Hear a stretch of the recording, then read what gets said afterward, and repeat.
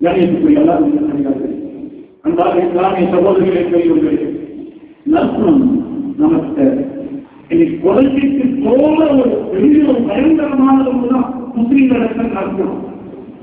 யாருக்கையும் நல்ல குணம் வளர்ந்து வருகின்ற வாலிப சமுதாயத்தில் முன்னோர்களுக்கு இடத்தில் அல்லாஹ் கொடுத்த ஒரு செல்வமான ஒரு பாக்கியம், நல்ல குணம் இருந்துச்சு, மரியாதை இருந்துச்சு, ரெஸ்பெக்ட் இருந்துச்சு, பணிவு இருந்துச்சு, பண்பு இருந்துச்சு, நடத்தை இருந்துச்சு, ஒழுக்கம் இருந்துச்சு. அதை பார்த்துட்டு அதிகமானவர்கள் இஸ்லாத்தை நம்பினாங்க, ஏற்றாங்க, முஸ்லீம்கள் மீது கௌரவம் வைத்தாங்க, முஸ்லீம்கள் மீது அன்பு வைத்தாங்க. ஆனா இன்றைக்கு கதிகளும் இந்தியாவும் சமுதாயத்துல குறிப்பாக வாழ்க்கைகள் மத்தியில அது அறவை அழுத்தி கொண்டு போவது செய்யும். ஒரு மனிதனிடத்தில் நற்குணம் இருக்குமாக இருந்தால், நல்ல பண்பு நல்ல ஒழுக்கம் இருக்குமாக இருந்தால், அதுவும் இருக்குமாக இருந்தால், நாலு கிராமத்தினாலே எல்லாம் பரவாயில்லை இரவு முழுக்க விட்டு நோக்கிய நன்மையும் பகல் முழுக்க நோக்கு நோக்க நன்மையும் அல்ல, அந்த மனிதனுடைய நற்குணத்திற்காக நல்ல பண்புக்காக வாய் சபாவை கொடுப்பான் என்று சொன்னார்கள்.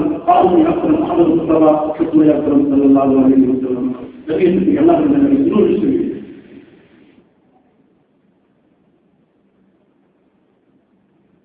நற்குணம் என்று சொல்லும்போது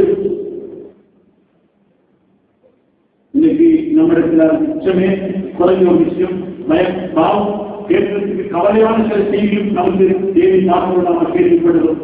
குடும்பத்துக்குள்ள நல்ல பணம் இல்லை, குடும்பத்துக்குள்ள ஒத்துணை இல்லை, ரோட்டில் ஒத்துணை இல்லை, சமூகத்துக்குள்ள ஒத்துணை இல்லை, இப்படியான ஒரு சின்ன சின்ன விஷயங்களுக்காக சண்டைகள், சச்சரவுகள், பிரச்சனைகள் இப்படிப்பட்டு நாம் பிரிந்து நாம் மிக அந்நியமாக இருக்கக்கூடிய நாம் காற்றை விட நாம் பிரிந்து வாழ்கின்ற ஒரு துப்பாக்கியமான ஒரு காலகட்டத்தில் இலங்கையில் வாழ்கின்ற முஸ்லீம்கள் வாழ்ந்து கொண்டிருக்கின்ற ஒரு செய்தியை நாம் பார்க்கிறோம். பத்திரிகை படித்த உங்களுக்கு தெரியும், கிழக்கு மாகாணமாக இருக்கலாம், கொழும்பாக இருக்கலாம், இந்த சின்ன ஒரு இடத்திற்காக ஒருவனை ஏசி காட்டி பேசுகின்ற பயங்கரமான நற்குணம் இல்லாத பண்பு, நற்குணம் இல்லாத கெட்ட நடத்தை உள்ள அந்த மோசமான செயல்பாடுகள் நம் சமூகத்திற்குள்ள ஊடுருவி இருப்பதை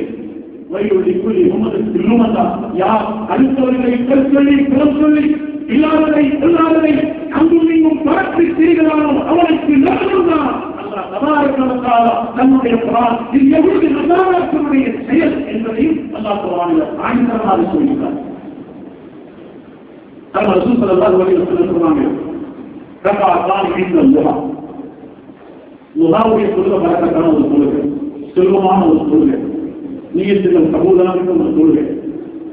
நான் என்ன சொல்றேன் அப்படின்னு சொல்றாங்க, ரகாத்தான் இந்த லுஹா தஅதியான் இன்தல்லாஹி பிஹஜ்ஜத்தின் வ உம்ரத்தின் முத்தஃபிஃப. ரெண்டு ரகாத் லுஹா தொழுகை அல்லாஹ் சுப்ஹானஹு வ தஆலா ஹஜ்ஜுக்கு உம்ராவுக்கு மிக ஒரு ரகாத் ஒரு ஹஜ்ஜி ஒரு ரகாத் ஒரு உம்ரா, ரெண்டு ரகாத் ஒரு ஹஜ்ஜ உம்ராவுக்கும் ஒரு ரகாத் உம்ராவுக்கும் ஒரு ரகாத் ஹஜ்ஜுக்கும் அல்லாஹ் நிராகரி அல்லாஹ் நன்மையை கொடுத்திருக்கிறார். கண்ணியத்துக்குரிய எல்லாரும் நல்லடியார்களே, அன்பான இஸ்லாமிய சகோதரர்களே, பெரியவர்களே, அல்லாஹ் சுப்ஹானஹு வ தஆலா அல்லாஹ்வுடைய மாளிகையை மஸ்ஜிதை நோக்கி ஒரு மனிதன் ஒரு செஞ்சு உள்ள தன்னை கீழே கழித்து ஒரு செஞ்சுட்டு அப்படி வாழாத பண்ணிட்டு சொல்லவர்த்தாரு இமாம் ஜமாத்தோடு சொல்லணும், அல்லாஹ் மஸ்ஜிதில் போய் சொல்லணும் என்று நினைச்சுக்கிட்டு வீட்டில் ஒரு செஞ்சுட்டு யாராவது மண் காலனின் வைத்திகை முதல் சலாத்தின் மக்தூபத்தில் பரவான கொள்கைக்காக வீட்டில் ஒரு செஞ்சுட்டு யாராவது அல்லாஹ் மாளிகைக்கு மஸ்ஜிதிற்கு வருவார்களா என்றால்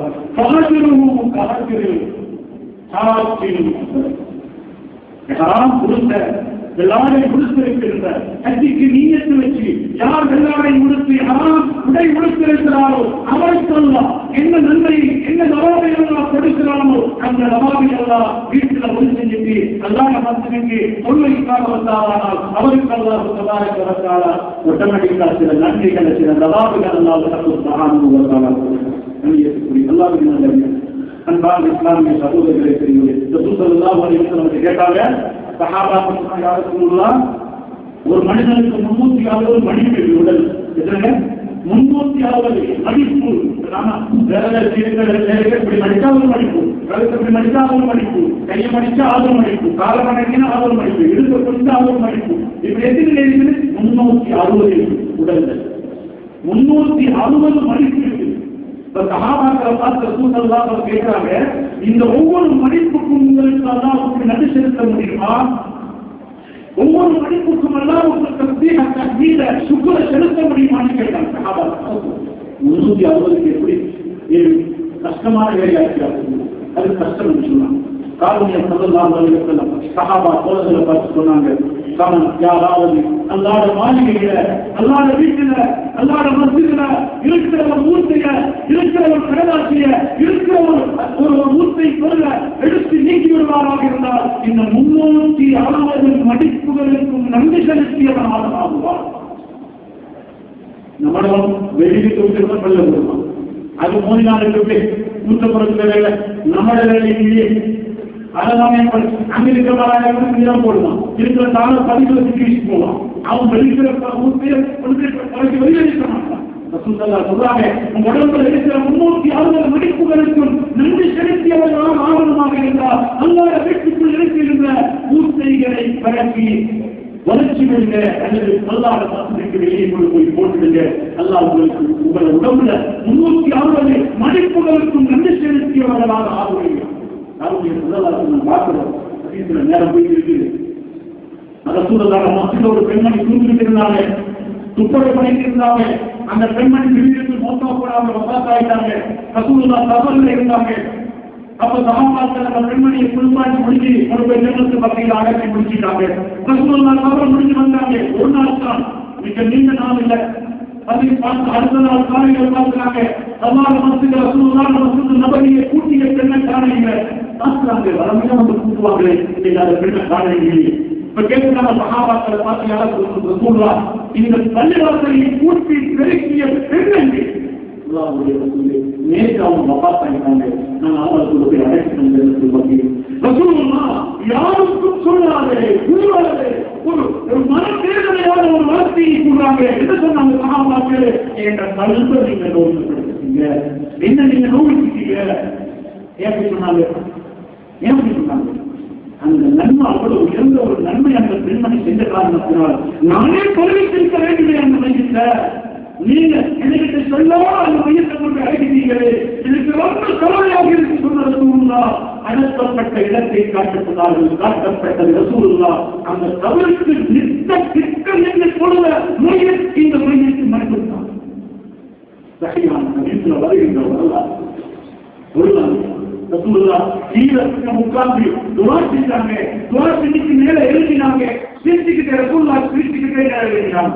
சஹாபாக்கள் பார்த்தாங்க, ரசூலுல்லாஹ் கோபத்தோட வந்தாங்க, கவலையோட வந்தாங்க, துக்கத்தோட வந்தாங்க, தொழுதாங்க, துஆ செஞ்சாங்க, சந்தோஷமாக மேல சிரிச்சு எழுதி வர்றாங்க. கேட்டாங்க சஹாபா, யா ரசூலுல்லாஹ் நீங்க சிரிச்சவர்களாக எழுதி வருவீங்களே என்னன்னு கேட்டாங்க.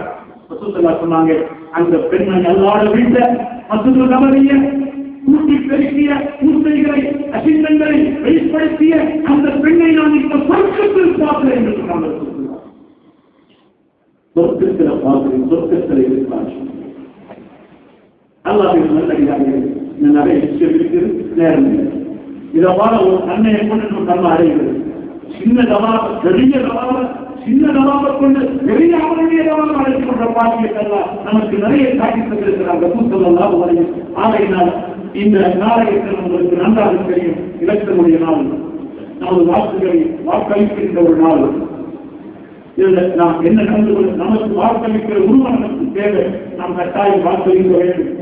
சென்ற முறை கொழும்பு மாநகரில் குறிப்பாக மத்திய பகுதியில கிட்டத்தட்ட 50,000 பேர் ஓட்டு பண்ணது. அதனால என்ன நஷ்டம் ஏற்பட்டிருந்தது? யாருக்கு முஸ்லிம்களுக்கு பாராளுமன்ற வருவதற்கு இலங்கையில் கொழும்பு மாநகரில் புரியாமல் போட ஒரு துப்பாக்கியமான நிலையை உங்களுக்கு தெரிஞ்சிருக்கும். ஆகையினால நான் என்ன சொல்ல வருவேன், இந்த கட்சிக்கு போட்டு அந்த கட்சிக்கு நான் சொல்ல வருகிறேன். உங்களோட உரிமை உங்களோட ஓட்ட மீது அழிவு விருப்பமான சேவை செய்யக்கூடிய நல்ல பண்புள்ள நல்ல குணமுள்ள சமூகத்திற்கு தேவையானவர்கள் பார்க்கிறீங்க. உங்களுடைய ஓட்டுகள் நீங்கள் கட்டாயம் கொடுக்க வேண்டும். இந்த சந்தர்ப்பத்தில் அல்லாஹ் எங்களுக்கு அந்த முன்சிபல் முஸ்லீம்கள் இருக்க வேண்டும் என்ற நல்ல நீரை கூட நீங்கள் ஓட்டுகளை கொடுக்க அல்லாஹ் சபாரத்தால் எங்களை ஒற்றுமைப்படுத்துவானாக. நற்குணமுள்ளவர்களாக அல்லாஹ் எங்களை ஆக்கியருவானாக. ஜிஹாதுடைய ஹஜ்ஜுடைய உம்ராவுடைய மேலான சபா அல்லாஹ் காகிதத்தில் அறிவித்திருக்கிறவர்கள் அந்த தாயினுடைய அனைத்து வெகுமத்துகளை செஞ்சு அந்த உயர்தரமான பாக்கியத்தை அடையக்கூடிய பாக்கியத்தெல்லாம் எங்களுக்கு பின்பாக்குவானாக. தாய் தந்தையர்களை கண்ணியத்தோடு மரியாதையோடு நடத்துவதற்கும் தாய் தந்தையர்களை கருணையோடு பார்ப்பதற்கும் ரொம்ப தவறாக எங்களுக்கு மேலான பாக்கியத்தை கொண்டு வருவானாக. மேலான உயர்தரமான அல்லாத கண்ணத்தை சொர்க்கத்தரப்பு என்ற தவறாக கவர்ந்தாரா தாயுடைய முழுக்கத்தில் நல்லா வச்சிருக்கிறான், தாயுடைய காலம் கல்விக்கு நல்லா வச்சிருக்கிறான். எனவே தாய்மாருக்கு நாம் திருமணம் செய்வோமாக, தந்தைமார்களுக்கு நன்றி செலுத்துவோமாக, அவர்களை நாம் உபசரிப்போமாக, அவர்களை நாம் கவனிப்போமாக, அவர்களுக்கு நாம் செலவழிப்போமாக, அவர்களுடைய குணாவர்க்கத்தை நாம் பெற்றுக் கொள்வோமாக. இந்த தவறாக இந்த நாட்டிலே வாழ்கின்ற முஸ்லிம்களுக்கெல்லாம் நிம்மதியை கொண்டு வருவாராக, சந்தோஷத்தை கொண்டு வருவாராக. எனது வியாபாரத்தை எல்லாம் பாதுகாப்பானாக. எனது வியாபாரத்தில் எல்லாம் தவறாக வழக்கத்தையும் ரகமத்தையும் எல்லாம் சொல்லித் தருவானாக. அந்நியவர்களோடு வாழ்கின்றலாம், அவர்களோடு நண்பர்களாக அந்நியோன்யமாக நற்குணத்தோடு பழகி நற்குணத்தோடு அவர்களை அணுகி வாழ்வதற்கெல்லாம் எங்களுக்கு கிருபை செய்து தருவானாக. ஆமீன் ஆமீன் யா ரப்பல் ஆலமீன்.